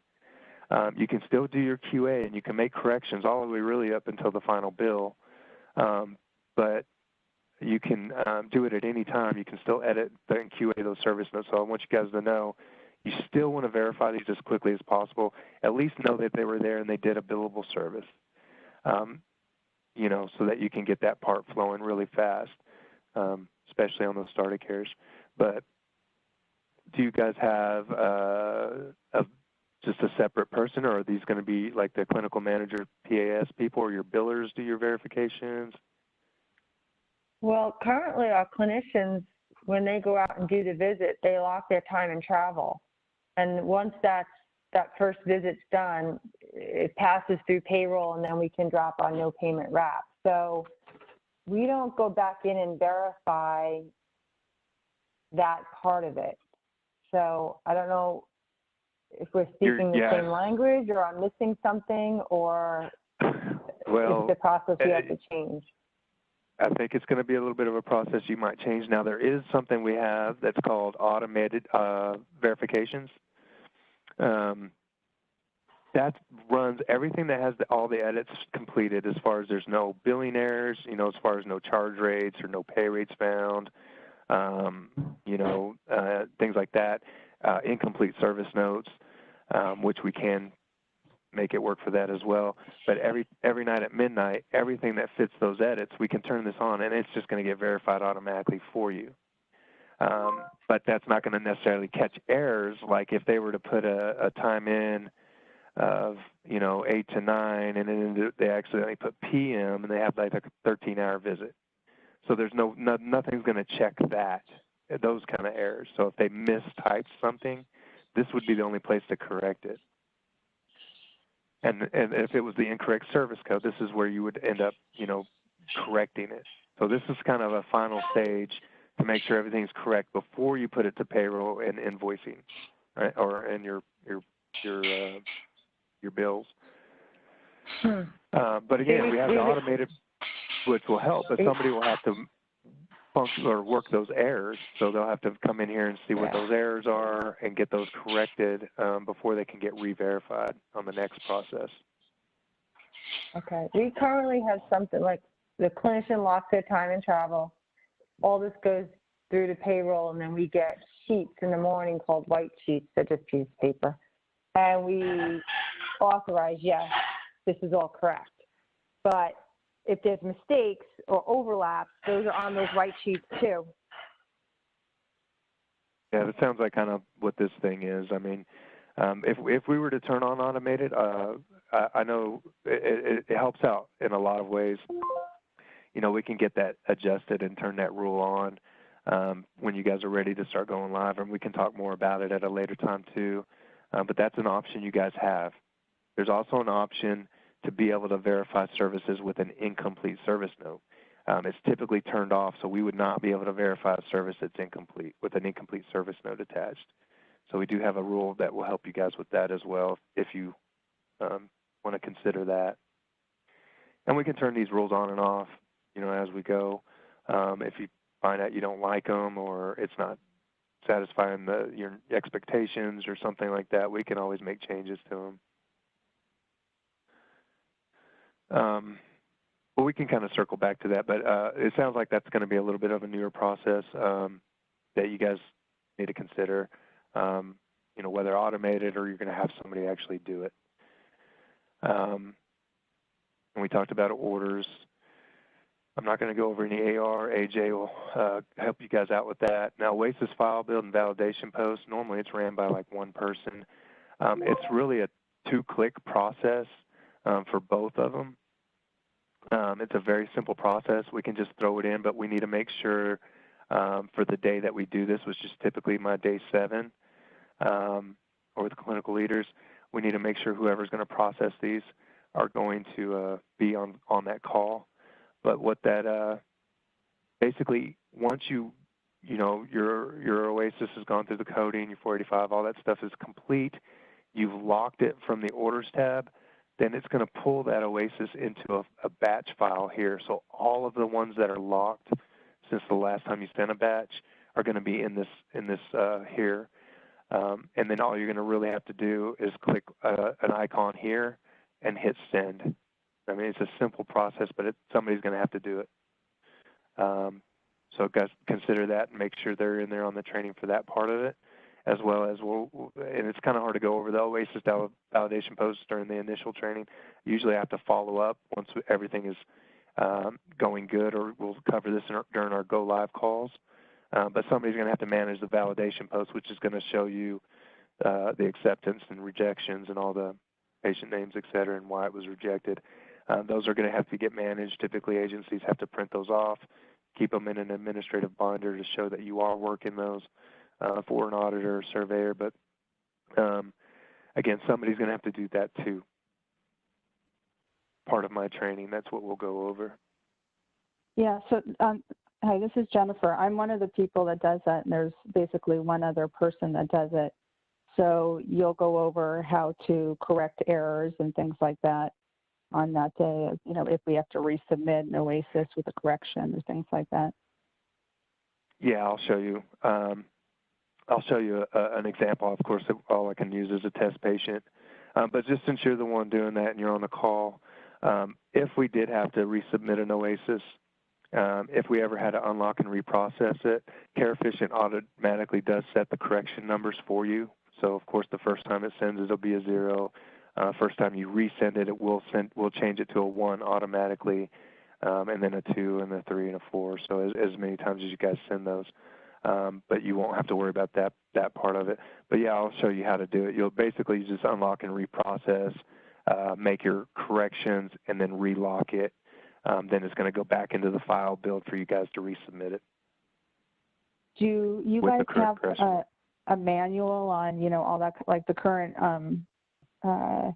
software we use? I have a manual, like how to, you know, resend something that has a key field error versus non-key field error.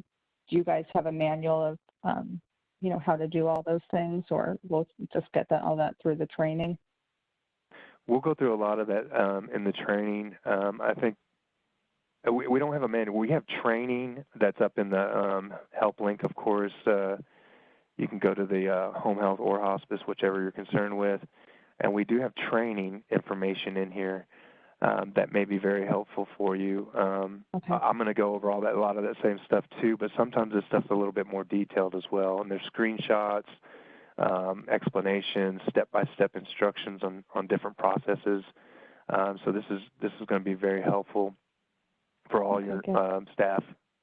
And they should all have access to this. Will your system not allow the clinician to lock if there's any errors that would cause the oasis to get rejected? No. Yes and no. No, there really isn't. There's not something that will keep them. Now, there are certain questions that have to be answered that you're going to get errors when they try to approve their note, but there are some that will pass that. Like if it was a misspelled name and it's going to get rejected because of that, or you know, the MBI number is incorrect or anything like that. There's no way to stop them. We don't even know that answer until the end. But so yes and no. So a lot of that stuff that's in the gray sections of the oasis and their service note won't give them an error, other than like the Medicare number, or if it was missing the sex. But if they had the wrong sex, it wouldn't. You know, it wouldn't catch that. So like right now in our system, if they happen to forget to put in a symptom control rating on the coding, it will let them lock, and then it gets rejected. Do you know, will your system catch that, or would we probably still have it'll catch it before you can even lock the oasis. So everything that has to be answered will have to be answered before you'll be able to lock it. Whether it's just correct or not, we can't make that decision, but it'll let you know if it was missed. And anybody, you know, whoever ends up, you know, those nurses and clinicians can run their own analysis, but the person that ends up locking them, they can actually run the oasis analysis as well as PDGM analysis from the order tab outside. Of course, I didn't fill anything out. There's no HIPS code.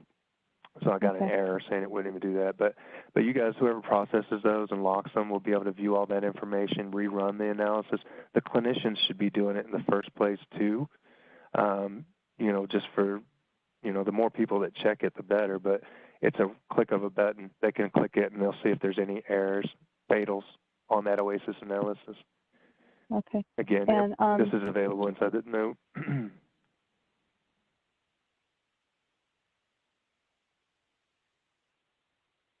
What other questions did you have? So it did look like there's a way to do a start of care with for a patient who does not need an oasis, correct? Yeah, you could just do we actually have service notes in there called non-oasis admissions, non-oasis research, rocks, discharges. You would just not click oasis when you're starting your note. You would do regular assessment and pick that correct visit type. And do those assessments have the plan of care items that you need for the 45? Because right now the way we have to do it is we put it on a separate page and then basically just fill it out. Or does your system have the plan of care items on the non-oasis I believe they do. assessment? Yeah, they the locator ones that we were talking about that flow to the 485. Is that what you were mentioning? Yeah, those will be on the non-OASIS assessments too. Yeah, except for I don't believe the diagnoses codes are in here. Okay. But yeah, your locators for your advanced directives, mental status, diet, DMEs, functional limitations, allergies, all these prognosis. Those locator 22s, those are the rehab potential and discharge plans that'll flow to there. Care coordination, plan of care collaboration will also flow. That doesn't say POC in front of it, or LOC, but this does flow to the 485 as well. Okay. There's a few of them in here. And then my last question is, when you showed us a little bit of the scheduling, say we need to do a late recert, we do have the ability to still do that in your system, correct? No. Or no, okay. We do not, it does not allow you to do a late recert, unfortunately. Okay. You could do rock research. You know, if it's a rock in the 5-day window, you can do a rock recert.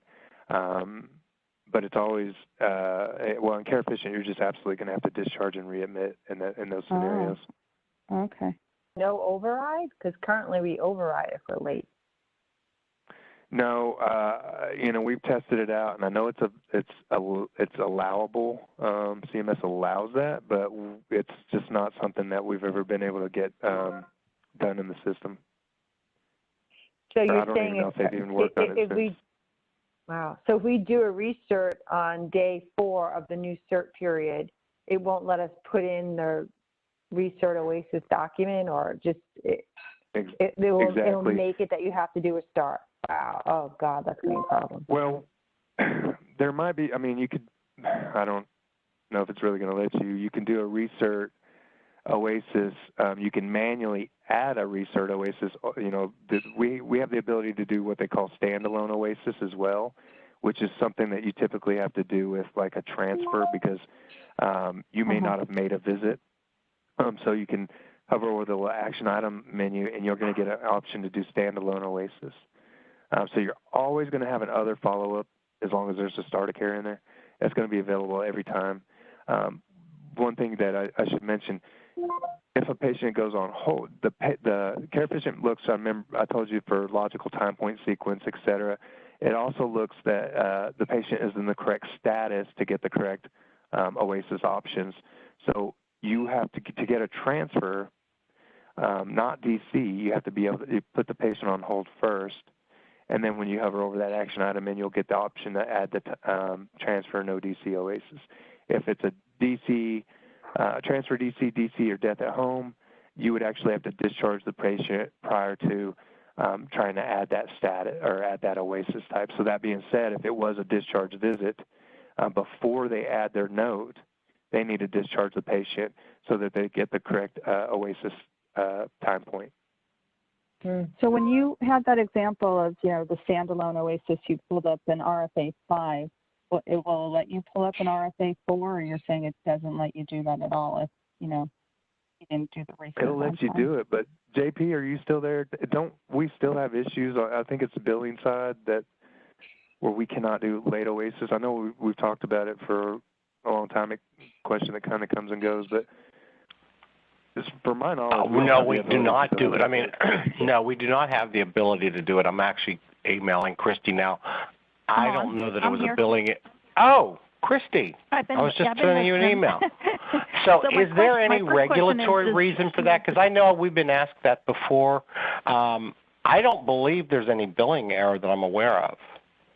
Yeah, my question would be, Joint Commission themselves, will they allow that for their clinical survey if you're late on a research? Yeah.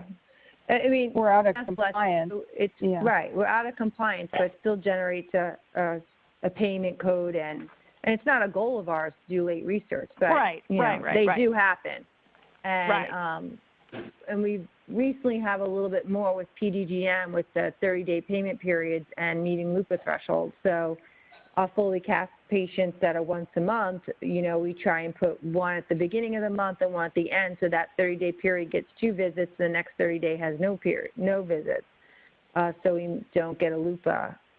So that's a little bit of a manipulation you know, it's allowable. We're not doing something unethical. Right. It's just, but for payment purposes, you know, you get a full episodic payment compared to not. Right. So we do them, and we're going to need to be able to continue to do them. Yeah, and so hopefully JP, the way that they'll have to do a workaround. So the system isn't set up so that to allow you to do that, mainly because CMS says it should be a quote rare occasion. Well, what does that mean? You know, CMS says, and then every accrediting body is different on do they allow it? Are they going to tag you on it? And we try to keep our system to where it's helping you with regulations. But the workaround, I would say.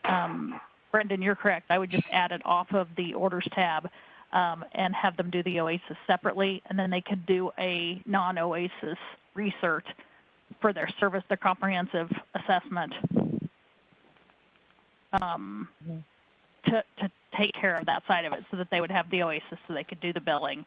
They still may get tagged from a clinical survey aspect, but yeah, I mean, sometimes it's not us either. It's patients just not allowing us to come and, you know, they refuse the visit, push us off, and now we're, you know, the first or second day of the new cert period, we have to do a research. Yeah. So it's not, you know, those situations occur that have no manipulation on our part.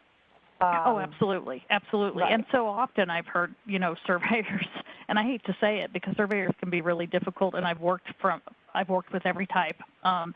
And some of them will say, well, I don't care if the patient said they didn't want to be seen that day. You should have got it done another day. You know, you just have those crazy surveyors out there. I am not one of them, I will tell you. but we can definitely this will work. Your workaround should work. Okay, good. But we need to sidebar that, Christy, and talk about that, because if it's something that we can put in, I mean, I know we've been asked about that before, and it's just never really come to the top. So yeah, we can talk about it further so that we can create something that's not necessarily a workaround. Right. Yeah. Okay. Thank you.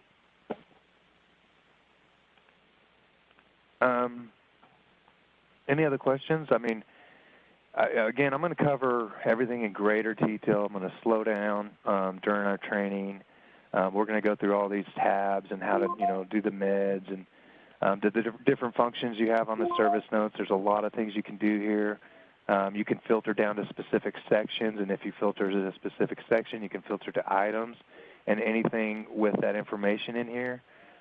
It's real helpful for, like, if a doctor's office calls you and says, I need the patient's blood sugars for the last month, or blood pressures, or weights, or whatever. You can filter down to those sections that have that, or even the specific item in that section, and export that to get to your doctor.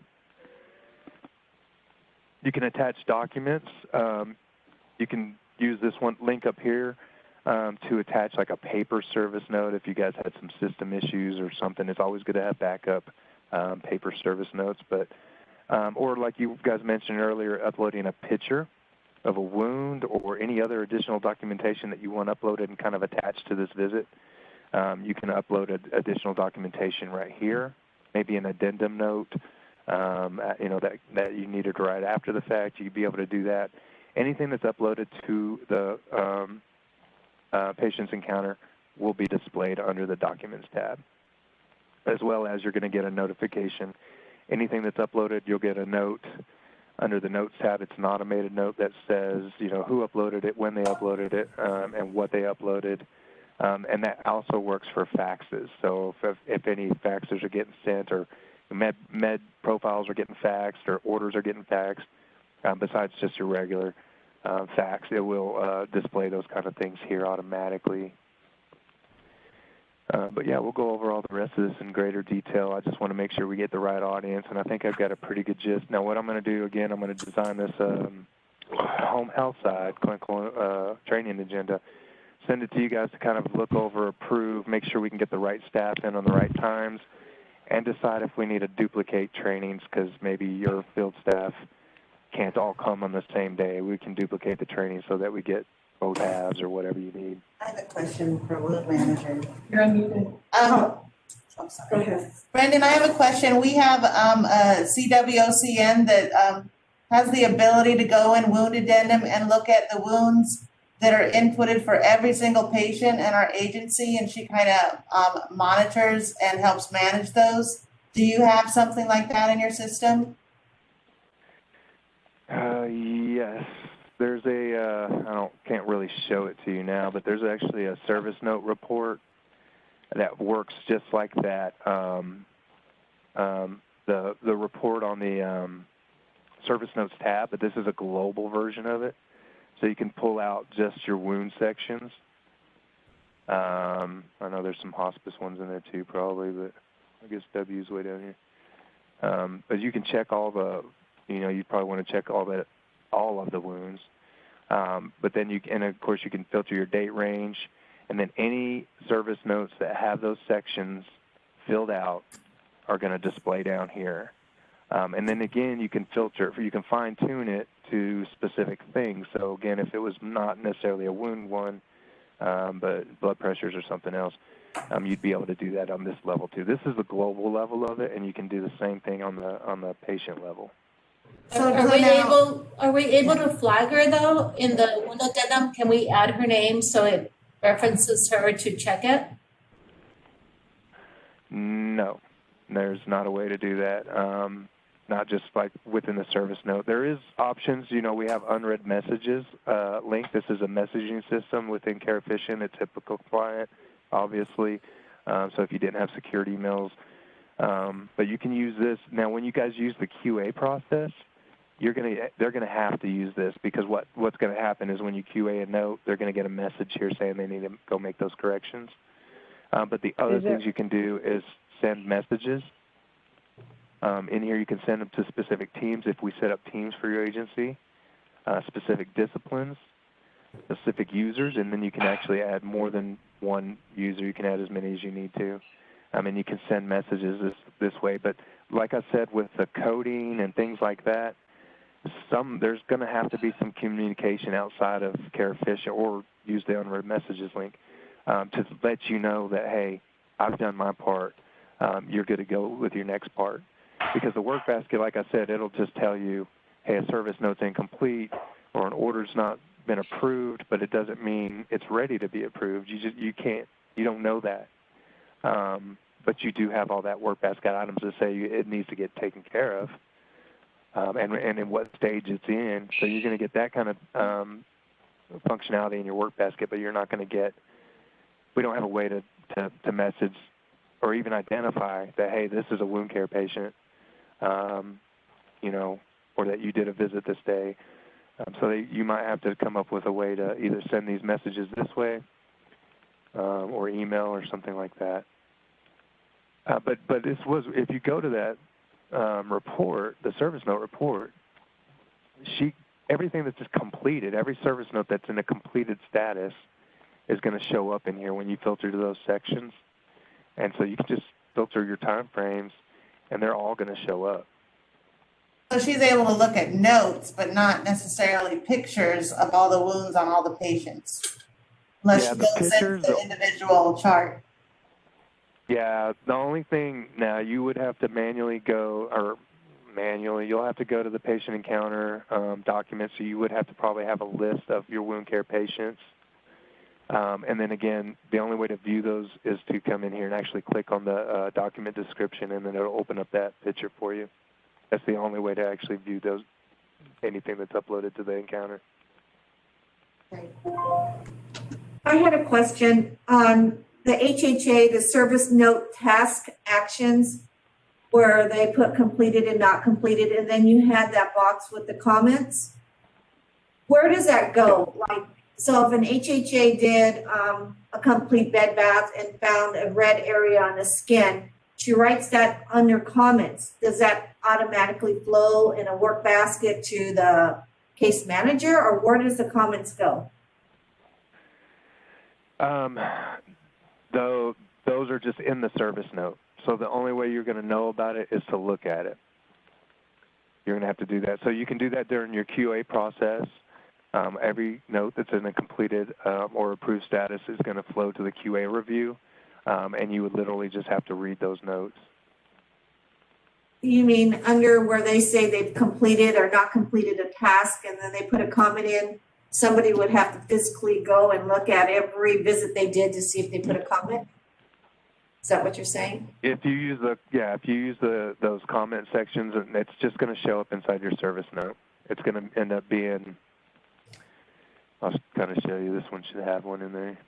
So it's going to be the same thing, like they're going to need to send a message. Well, they've made a comment. Right now when they write a comment on mobile care, if they put a comment, they saw red area, that automatically flows to the note. It's not going to do that here. So they're going to have to change their process, and it sounds like maybe send a message.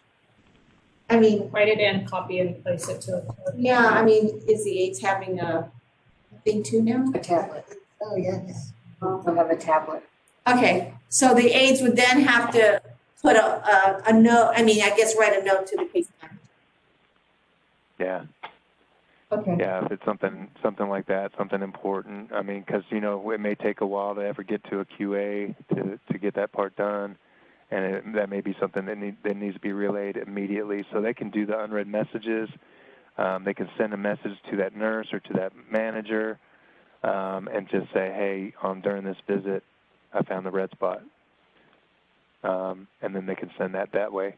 And then, of course, everybody needs to learn to check their messages. It's going to show you in the parentheses how many are unread, but these are always going to be, you can always get into, even if you have no messages, you can get into it to send them, et cetera.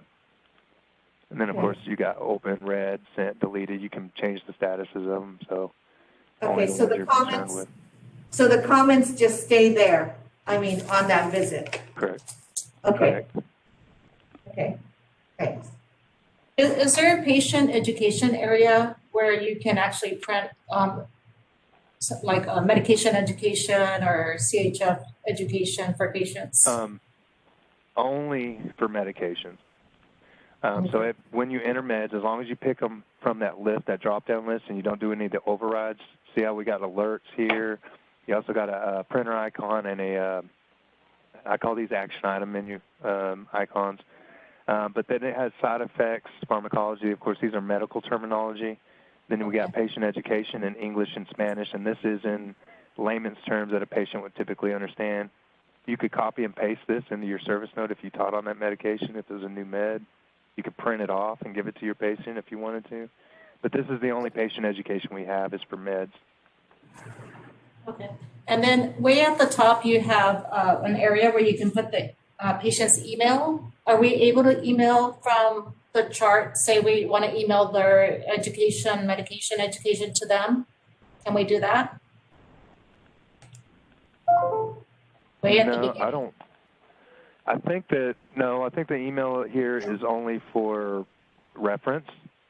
Of course, you would be able to pull that email address for this encounter, write your email, and then, of course, attach your education and things like that. But this is really only for tracking, so you can't literally mail by clicking on it. Okay. Hey, are we doing, I'm sorry, it's Christy. Is this agency doing the family portal? They could do it that way. Yes, we are doing family portal. Okay, so that would be a way that you could share education is through the family portal. So we'll make sure that right now it doesn't look like we've got it set up. We'll go and set it up so that way when we meet with you guys again, you'll be able to see the family portal. Thank you. Okay, and the question that about education on CHF, for example, I thought there was information where we tap on it. That's not the system? Maybe I'm confusing it with another.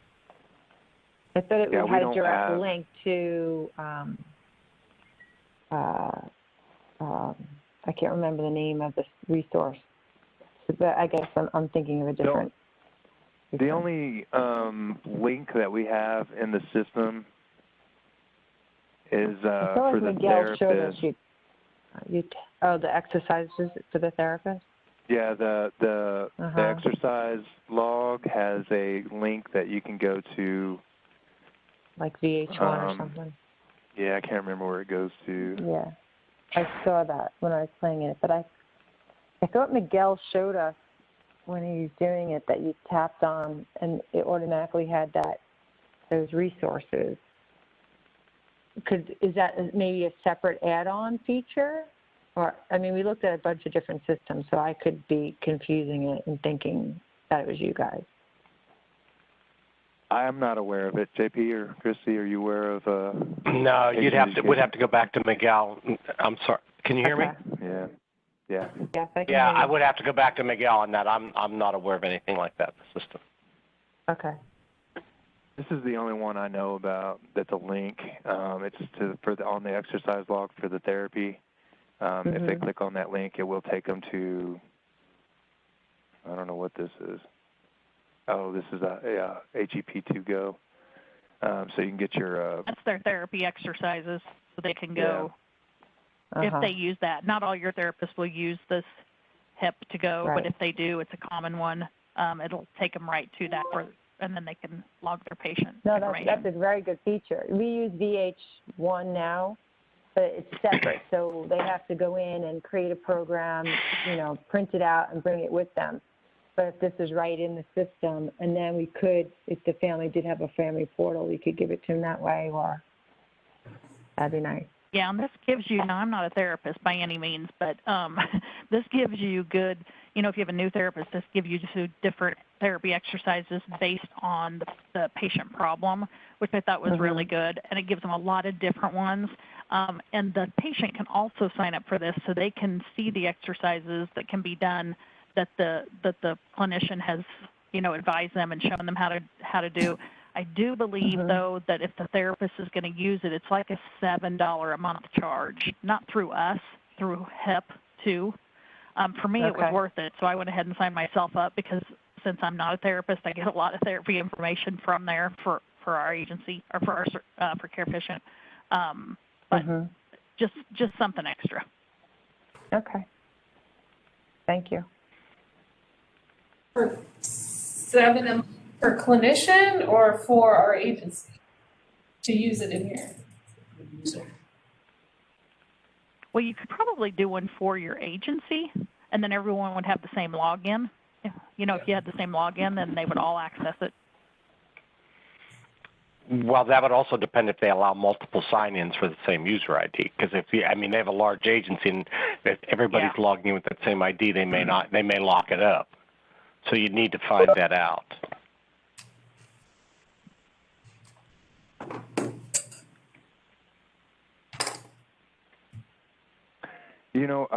I'm sorry to have to cut this short. I just realized I have a meeting in 3 minutes. So, guys, feel free to email me. Any questions, I'm going to get this together and get it sent to you.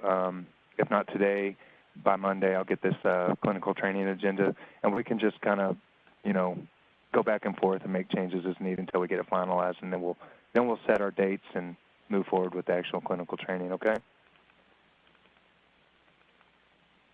Thank you. Thank you. It's been great. Thank you very much. Okay, thank you. All right, I hope this was informative. It definitely informed me, so we'll continue where we left off. I appreciate it. Thanks, everybody. Yeah. Thanks. Bye.